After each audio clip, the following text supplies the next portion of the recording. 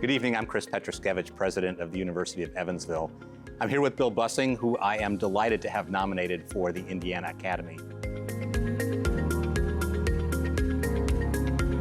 Bill, we know how much you like kind of the public celebrations. So tell me about your reaction when I called to let you know that you're going to be inducted to the Indiana Academy. Needless to say, I was surprised, humbled. I still don't know if I belong in it, but I'm honored to be nominated. And I look at the list of all the other inductees and think, what am I doing here? You have been part of our university since 1999.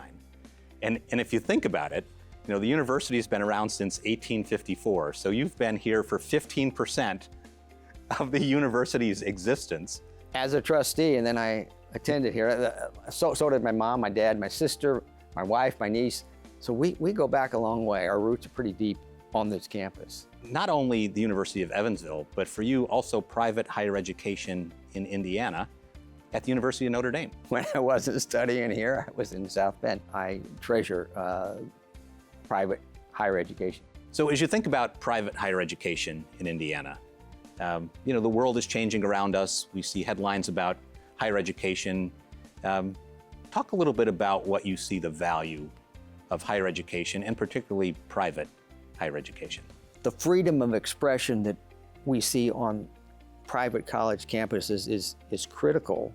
I think the goal should be to provide a setting whereby students can determine the truth and how they want to live their lives, and that's what we do here. Our mission statement encapsulates that, so I'm proud to be able to make a little contribution to that.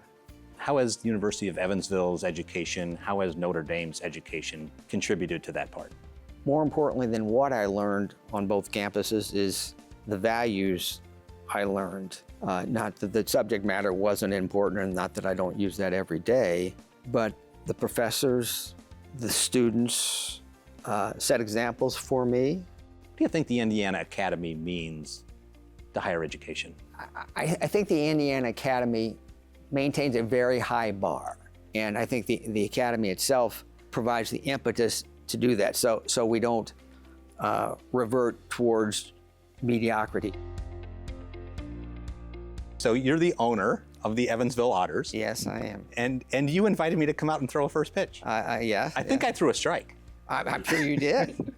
In 2001, my family bought the minor league baseball franchise in Evansville. It had been here 6 years. We play it at Bosse Field, which is 110 years old. We think it's the third oldest ballpark in the country, behind Wrigley Field and Fenway Park. But this one's better. It's certainly more intimate, and so I've spent a lot of evenings in the summer out there.